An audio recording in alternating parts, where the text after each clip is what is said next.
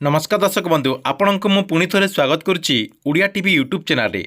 आज आपण जो टॉपिक रही से टॉपिक हूँ सुभद्रा योजना को नहीं। वर्तमान देखंतु सुभद्रा योजना को नहीं गोटे नुआ अपडेट आसी। गुरुवार दिन आपण जहाँकि 5,000 टंका पाइपर एवं शनिवार दिन आउ 5,000 टंका पाइपर बोली राज्य सरकार तरफ जहाँकि सूचना दी जाइए। तेबे केउ गुरुवार दिन 5,000 टंका दिज्व एवं केउ शनिवार दिन आउ 5,000 टंका दिज्व यही वीडियो माध्यम रे आप मैंने पूरा डिटेल जानीपारे से आपने भिडटी को शेष पर्यंत देखंतु। ता पूर्व वीडियो को गोटे लाइक कर दिंतु एवं जो मैंने एजाएं चैनल को सब्सक्राइब करना चैनल को सब्सक्राइब कर दिंतु।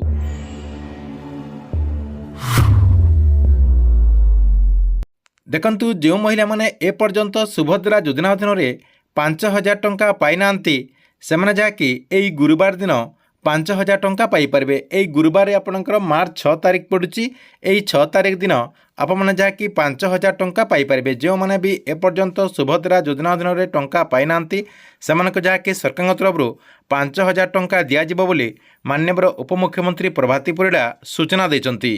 ता सहित क्यों मैंने शनिवार दिन आउ 5,000 टंका पाइपर देखंतु जो मैंने प्रथम किस्ती 5,000 टंका पाई सारी से जहाँकि मार्च 8 तारिख रे आपणकर शनिवार पड़ुची से दिन जहाँकि आउ 5,000 टंका पाइपर। से अकाउंट को सीधासलख माननीय मुख्यमंत्री मोहन चरण माझी 5,000 टंका लेखाएं सुभद्रा योजना अधीन ट्रांसफर करेंगे बोली सूचना रही। जो मैंने प्रथम किस्ती 5,000 टंका पाई सारी से अकाउंट को सीधासलख द्वितीय किस्तिर आउ 5,000 टंका ट्रांसफर करा बोली अपडेट होती।